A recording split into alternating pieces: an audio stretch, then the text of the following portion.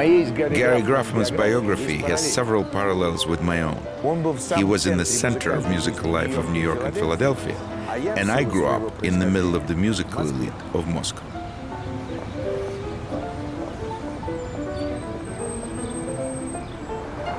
As I'm an émigré of the 70s, I came to New York some 50 years later than Gary's parents.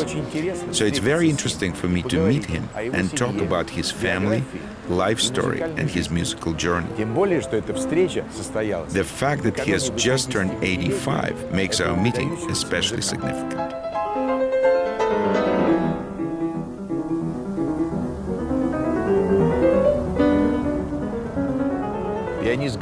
The great American pianist Gary Graffman was born in 1928, right here in New York. The city which was the center of artistic life in the 20s and the 30s, because of many outstanding artists fleeing from communist Russia and Nazi Germany. Among them were Gary's parents, his father, the student of the famous Leopold Auer, and his mother, the daughter of Arnold Margolin, remarkable lawyer of the infamous Bayless affair. That's how Gary Graffman became part of the first generation of American-born great musicians.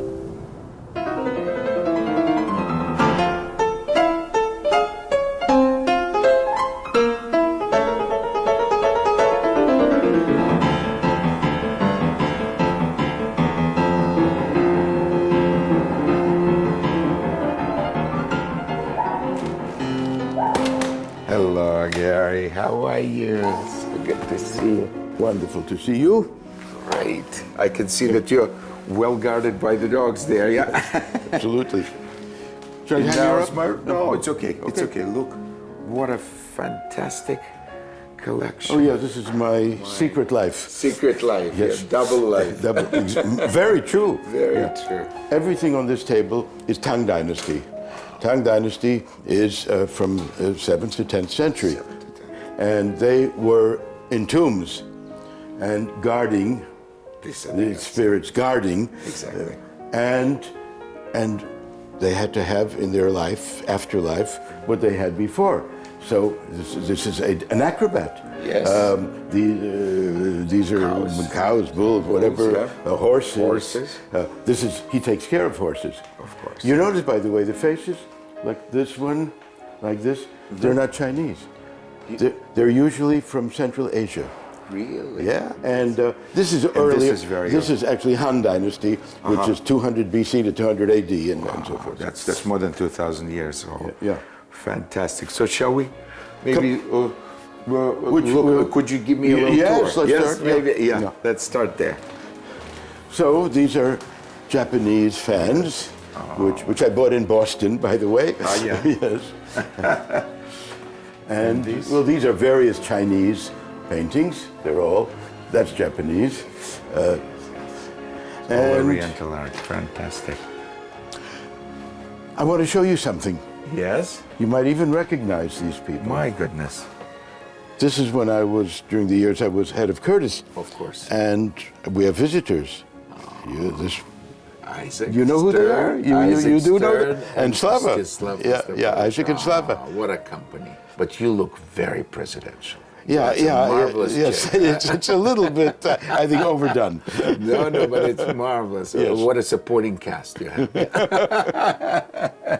So let's maybe sit and talk about. First of all, I wanted to know, this is a marvelous apartment. You've been here 51 years. It is a historic building, isn't it? Yes, exactly. It's one of the two oldest extant apartment houses in New York. And I always knew the building. I knew people who lived here.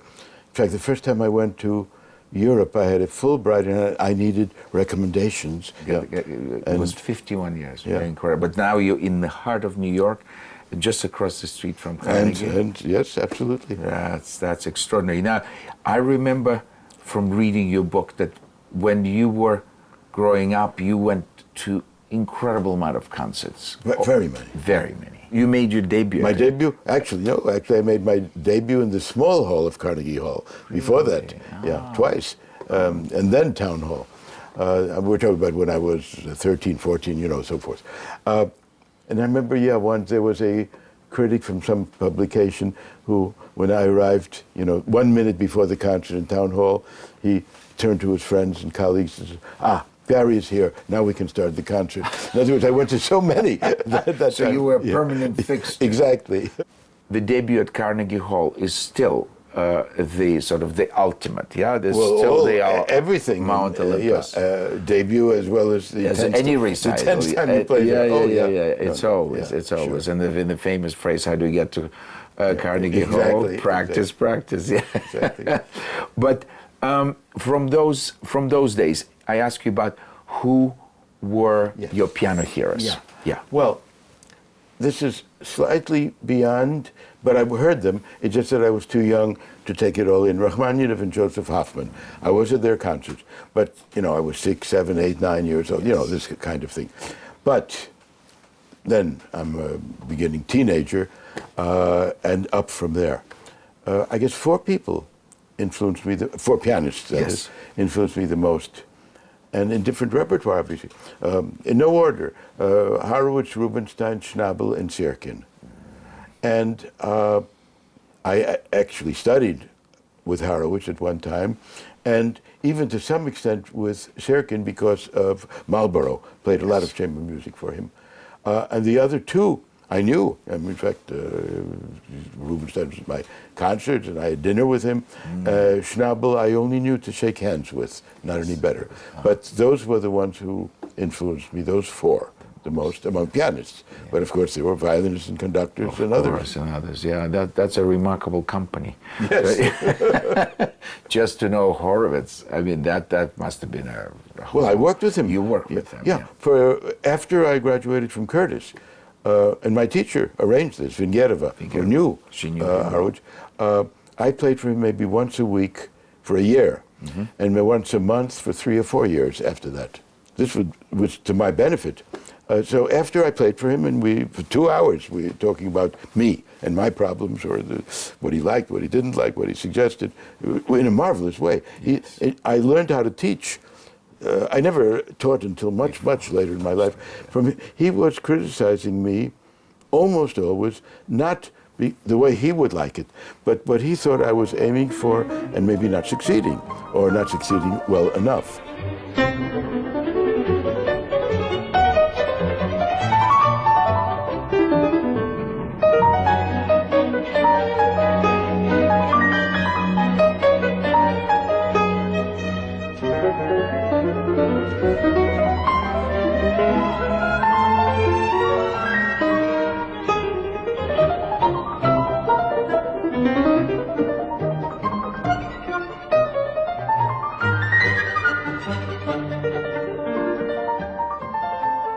Obviously, you must have a couple of pianos here in the apartment. I think I have. Do you mind showing? I would love to. Great, I'll just follow you.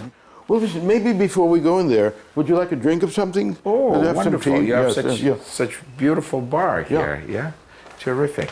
That's great. So may I sit here in this Yes, of course, and I will high chairs? And I will join you. Special treat, and there we go. So I hear about your secret hobby, which is related to this. You were told about this. My vodkas, maybe. Yes. Well, it started. My parents, like all Russians, put a little lemon peel in their vodka. I remember as a child even seeing that. Okay. At that time, flavored vodkas were not really available in America. In fact, not at all. There was a Pertsovka and there was Zubrovka. And maybe that was about it. But the Pertsovka, by the way, was what we call jalapeno peppers. Not pepper, the black, or they could be a different color, but not these peppercorns. Exactly. So I started experimenting.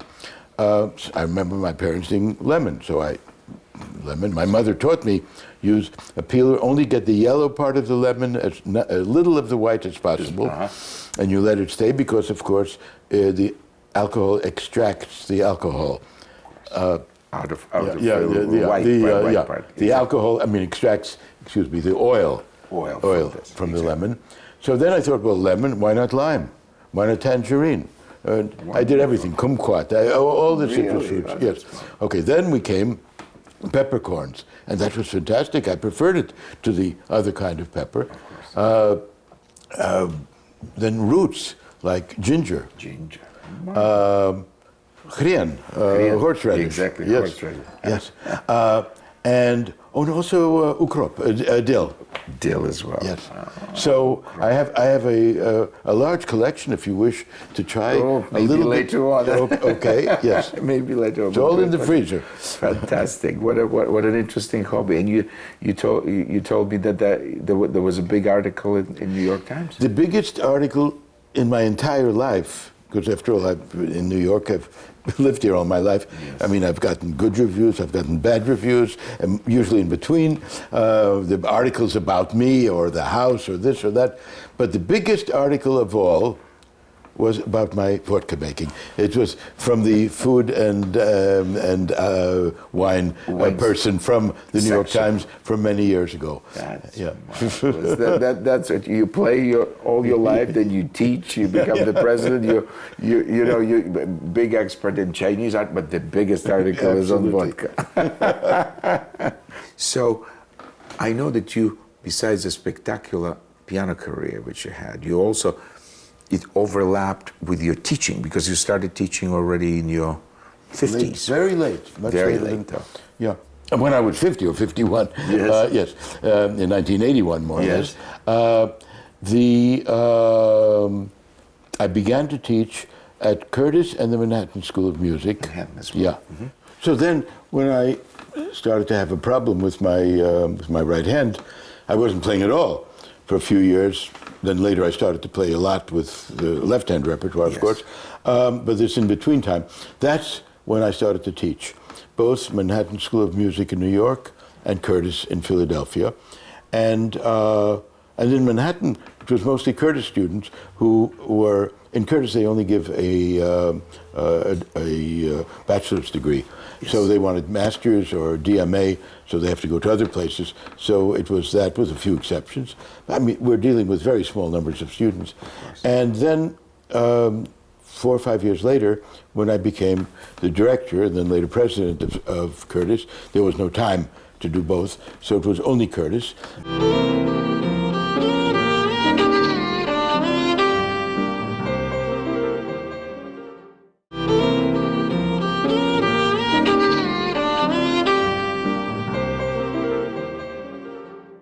Of course, 3 of your famous students I know because I've played with them, or I were at the same festival. I accompanied Ignat Solzhenitsyn, of course. Mm-hmm. That's a marvelous, marvelous student and a wonderful human being.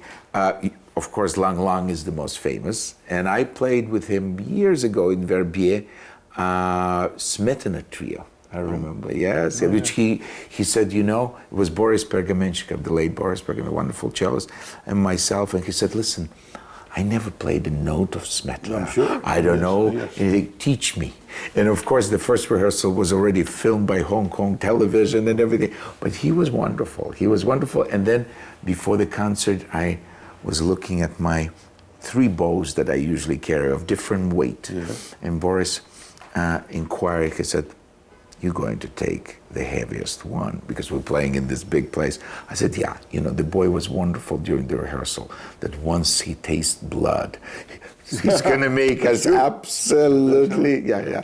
But it all went fine. Yeah. And it was just his explosive temperament, charisma and everything. I knew already. He must have been 18 years old or something. But he came to you when he was 13. 13, my goodness. He had won the Tchaikovsky competition for young people, which at that time was in Japan. And so it was somewhere in Asia. And he sent me a DVD, or it was not a DVD, whatever it was those days, of the Chopin Concerto, which was with a Russian orchestra, because they had a Russian orchestra there. And he was this major talent. He's 13, but Chopin Concerto, you think there's nothing for the orchestra, but you as a conductor, no. When the pianist even in the best of cases, to has to, you know, all in the flourishes and, you know, when to come in. Oh, absolutely. He looked at the orchestra at the right time as if he had played chamber music all his life. And he never played chamber music. Never played it was just instinctive.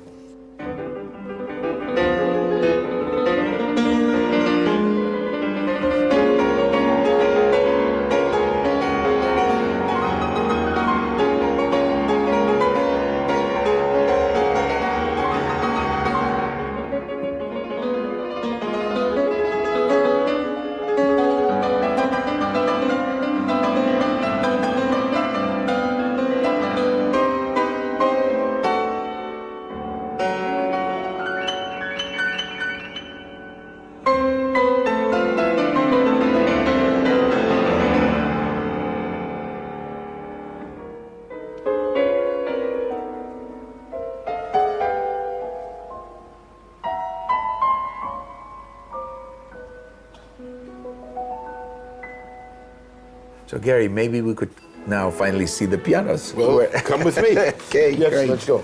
Great. So I'll go just a little bit. Yeah, just there. Oh, look, there is another piano of much smaller size. Yes, what is slightly this? smaller. This was given to me at a presentation, I remember very well, for the 25th, I think, anniversary of when I first played. What is the date on it? 1973. Yeah, that's logical. Means 53 means late 40s. Late 40s. Late 40s. Of maybe my first time in Carnegie Hall or something like. Yeah, probably that was it. By the Steinway Company, Steinway family. I was very close to them, and there were many Steinways. In other words, in that family. In that family, very many, and they were all very good friends. Extremely, I mean, some of our best friends, and they made this ceremony for me and presented me with a copy of the piano that was my favorite piano, which was CD 199. CD means, C is for concert, used for concerts. D is the size, A, B, C, D, actually, although they were all, among them, for example, it was really L,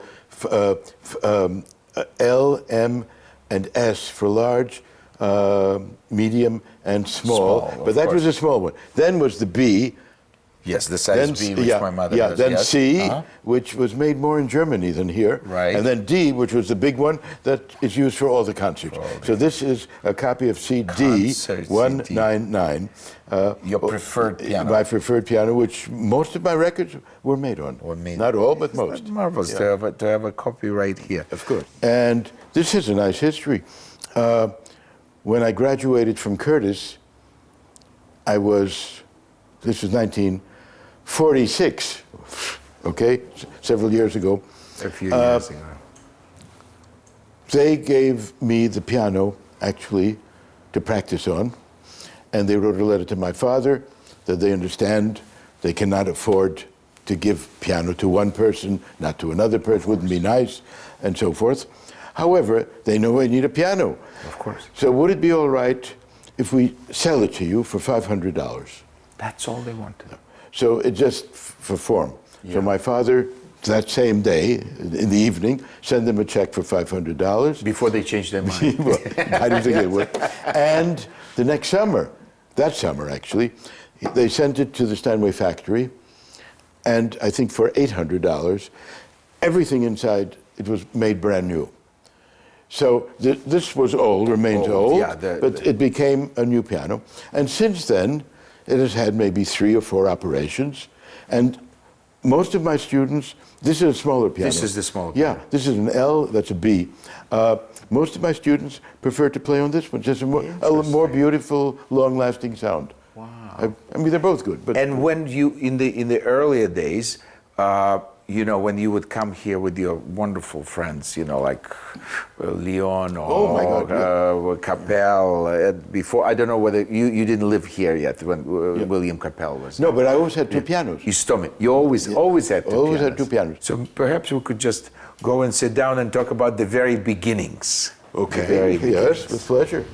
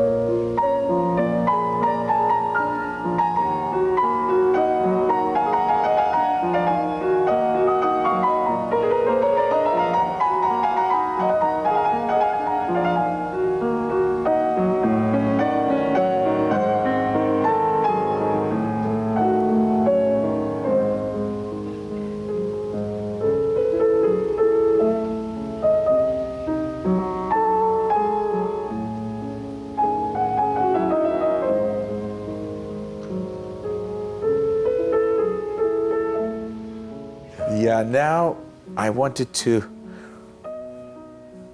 refresh your memory about the origins of your very distinguished father's side and mother's side, because when I was coming here, I was very excited to find out also about just the beginning, how they all came to America. I know it's been quite a journey. If you don't mind going back to history. Which one first? First, take your father's. Okay.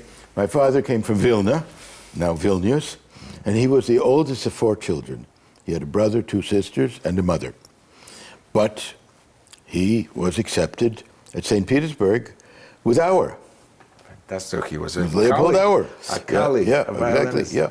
So he was living in St. Petersburg, playing at night, sometimes in movie houses or restaurants to earn a little money.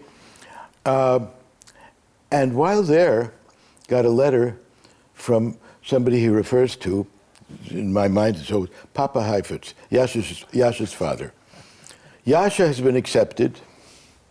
Would you meet him at the train station? Yasha was probably 10 at that time. Yes. Meet him at the more than station, 10, yeah. make sure he has a warm, anyway, and brought him the next day to Auer. In fact, there's a funny story. He brought to the conservatory, knocked on Auer's door, and Auer could be very gruff that way. Yeah, what do you want, Volodya? Says, this is the young boy from my village, my town, who you accepted. Yes. I don't have time now. Bring him to Yampolsky downstairs. No. Nalbandyan. Excuse me. Yeah, Bring him to Nalbandyan. Okay, so goes down the steps. All right, play something. So Yasha takes the violin, plays 10 notes, and Nalbandyan looks at my father. Stop. He then takes my father one hand, Yasha the other, knocks on Auer. You listen to him now. He says. He insisted. To Auer. To Auer. So then I said to my father, well, you were already 14 or something. Do you remember? How did he sound? My father thought for a while, said, like Heifetz. Even at 10. Yes. Even at 10, he was already. So anyway, but as far as my family is concerned, yes. So my father was graduating, and Glazunov, who was the director, called him in and said that the way I heard the story, that the Tsar had decreed a new music school in what was then the largest city in Siberia, which was Omsk. Now it's Novosibirsk, but then it was Omsk. Yeah. They want a very young person to be the head of it. This was just before the First World War. Just before. 30s. And yeah. Then all hell broke loose. War, beginning of the Civil War. And he left with his sister and in a suitcase full of Russian rubles guaranteed by the Tsar in gold, yes? And he thought this was all blow over. And they made their way playing concerts as they went further and further east. And played there, and eventually got to Harbin. Where so many Russians. Of course. He became the concertmaster of the orchestra and conducted it too a bit, but he was mainly the concertmaster. And the orchestra, as you know better than I do, was completely Russian. Completely, yeah. Stayed there for a while, then went to, I think, Tianjin, but finally Shanghai. Then he went to Yokohama, which is where the foreigners went in Japan, a short time. And then with his sister, took a boat, which stopped in Honolulu, and finally in the San Francisco area. That's where they arrived. And there he stayed for not too long, and there were people going into the cities to interview people to be concertmaster of the Minneapolis Orchestra, which is one of the oldest orchestras in America. In America, of course. And he became concertmaster of Minneapolis. There was the Minneapolis String Quartet. This was early 20s. And while maybe the second year, again, my dates may be wrong, he got a letter from his old teacher, from Leopold Auer, who said, I just got out of Russia. I'm in Stockholm. I'm coming to New York to live permanently. Are you interested in becoming my assistant? So my father went to New York. Okay. At the invitation of ours. So yeah. this is And how they met. yeah. And in fact, there's a photo somewhere, I don't know where it is, of I'm 1 year old probably, on Our's lap. On Our's lap as well. And a Pekingese dog also. Yes. Okay. So that's how my father got to New York. I was born in New York.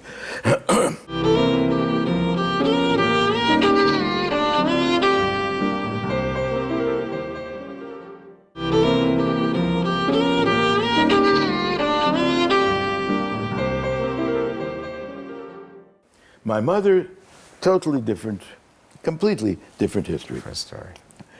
My great-grandfather was a very wealthy merchant in Kiev. He introduced the streetcar to Russia. The first streetcar in Russia, I was told, was in Kiev. Tramvay. Tramvay, точно. Да. Yes, we're speaking English. Yes. He had, well, there's Truhov, Ostrov on the Dnieper right there. Yeah. Half of the island belonged to them. That was their dacha. Oh, that's not bad. Yeah. They had many buildings in Kiev. He was the chairman of the gas electric company. Many of the boats on the Dnieper belonged to him. Okay, so... they were not Graffmans. That's a different name. No, Margolin. Margolin. Okay. And he had, I believe, 2 sons. I never knew about the other one. I think the other one was killed during the German invasion, in the Second World War. I didn't You know. never knew. Yeah. But the other, Arnold. Margolin, my grandfather, who I knew very, very well. Extremely well. So, with such a family, my grandfather, such a rich father who had many servants, many houses, he becomes a socialist, obviously. Wouldn't you know? Of course. Okay, yeah. It's a good Jewish family, of course. Right, yeah. exactly. So, he became a lawyer. And this was during the time of, as we all know, pogroms and the case of blood ritual murder. The Baileys. Yes. And at this point, a poor guy called Mendel Baylis was accused of killing this child to use the blood. And many lawyers in Kiev got together, not just Jewish lawyers, a whole group of lawyers, decided, look, enough is enough. We probably can get some, witnesses or this or that. Let's fight this on official, legal, legitimate way. Okay? My grandfather, because of all the connections, figured out who he thought might know something about the murder and who might even be involved in it. So he did something which was, as a lawyer, on the case, illegal. Yeah. He pretended that he was a newspaperman, a writer, from the Black Hundred. Черносотенцы. Точно. And called upon a lady with a bottle of vodka and, was talking about, things she wanted to hear and got her drunk. And she told him the whole story, everything. As it happened. Everything. Okay, as a result, in fact, she was probably the murderess. Most likely. But she also mentioned the other people. As a result, she was allowed to disappear into the sky. She was never, the charges were never. he didn't care. But there was no way they could get Baylis at this point. Because it was it just sort of was hanging for a while. There have been histories of this that are more accurate, obviously. And although I read a few that have different points of view, but the result is the same. He was saved. He was acquitted.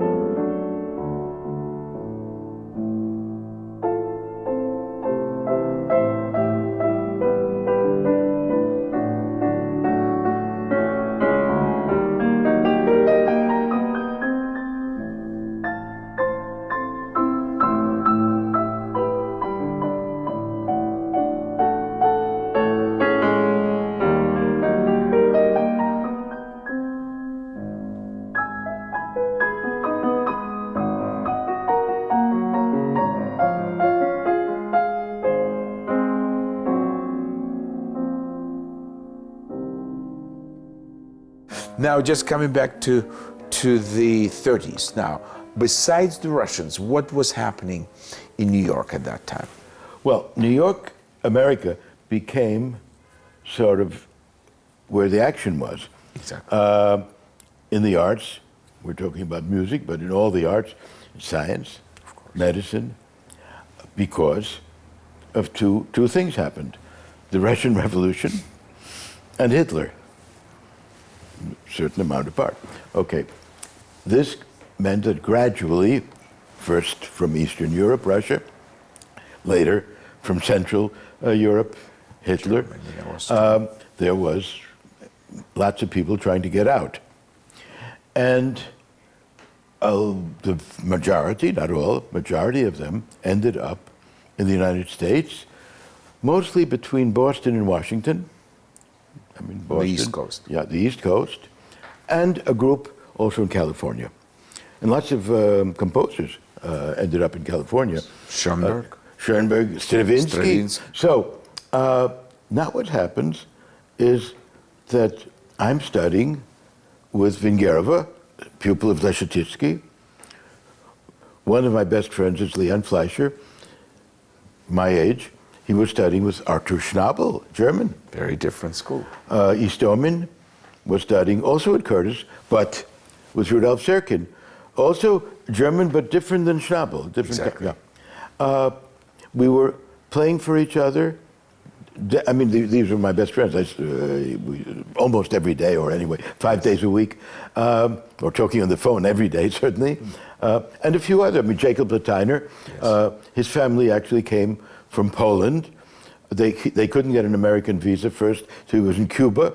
And then he and his brother, who was a violinist, came to Curtis, I think when he was 12, the brother was 11 or 10, to study, and he also with Vingerova. From, you know, almost a slightly different to say. Anyway, there was this combination, mixture of things, and we never would have gotten that at such an early age.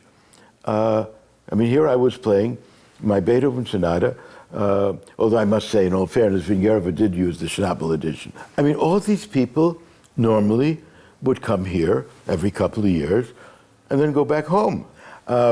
But they lived here, they taught here, they played across the street all the time. So we had, this was very interesting. Okay, then, conductors. My goodness. My God, I don't know where to start. Yeah, Toscanini. Yeah. Well, Toscanini, I was lucky. Through friends, an Italian boy, my age, who was brought here, and the family knew Toscanini very well, and they lived in Riverdale right near him. Yes. And so we'd be together, and Toscanini knew me, not as a little boy who played the piano or something, he just knew me. I was the friend of this other guy. Of this other guy. I was a friend. So he wanted to go to hear the rehearsals of Toscanini. He said, bring your friend. So I was sitting in on Toscanini rehearsals. NBC or New York Film? NBC. No, I'm not that old. Yeah, that's what I mean. No, NBC. And so, yes, I met him, I shook hands with him. Yes. I even was invited to his house once, but not because of me. Because of a friend. Yeah, to bring your friend. Yeah. I mean, that concentration of talent was certainly unprecedented. Yeah. This is what, you know, I always say that I was so lucky to have been born in Russia at the time of the golden years of Moscow Conservatory. Mm-hmm. You know, 60s and early 70s or late 50s, I was very young, but 60s. I mean, everybody, I mean, just in my entrance exam at Moscow Conservatory, there was, not even in the Malý Zal, but in the 21 class, was David Oistrakh, Leonid Kogan, Yuri Yankelevich, Igor Bezrodny, Boris Belinky, and so forth. 15 of the best. You couldn't assemble a jury from all over the world that would match that quality. Yeah. Just simply impossible. So those were the golden years. And at the same time, Rostropovich was teaching cello and Shafran and Kozalupa. And the pianists, my goodness, was Neuhaus and Flier and Zak and Oborin and, you know, Gilels. My goodness, Richter was playing, he wasn't teaching.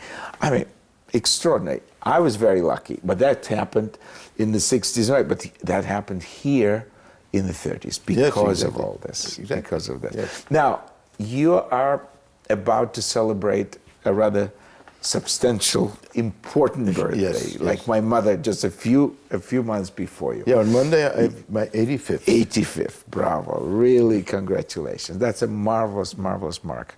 Gary, it's been a most fascinating day that I'm spending here. I know I've taken so much of your time. I think it's probably time to let you rest from Well, all I've had a good time to get to know you so much better. Oh, it's such a thanks pleasure. so much. It's Yes. just such a treat. Because I know, you, your family, your father, My your mother. mom I know and her father, so much about all of you. Great, thanks so much. So I will just... Okay, but I want to take you somewhere nearby. Is that okay? Yeah, if you I'll have be time. happy. Yeah. Very, very Yeah. happy to. Okay. So I'll follow you.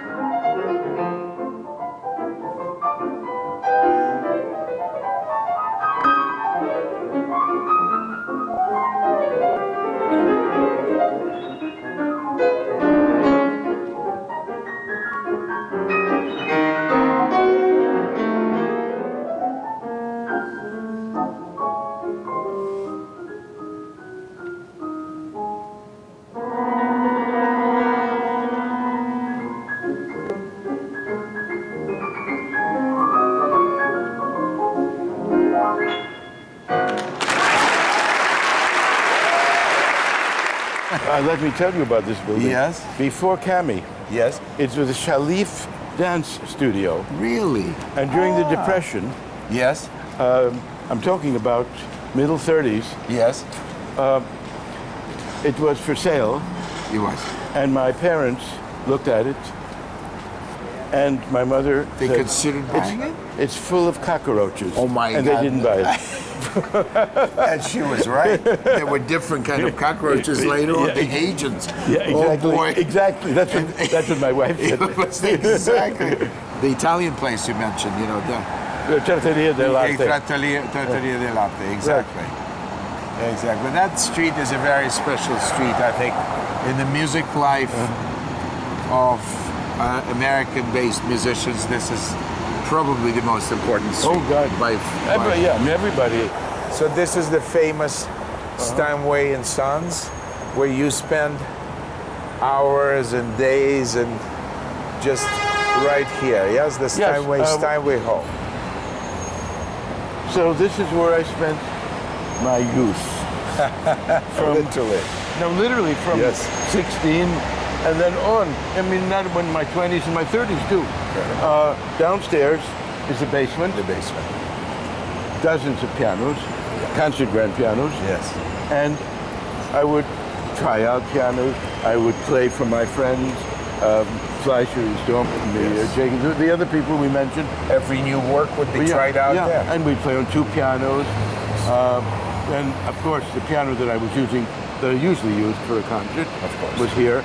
And even though I was practicing at home, I wanted to practice on the same. On the real part. That's a rare opportunity. Yeah, right. And that little model that you showed me back in the house, that was found here. Yeah. So Gary, thanks so much. Most memorable day, and thanks so much. Okay. And many, many more years. I hope we see very soon. Very soon. Thanks.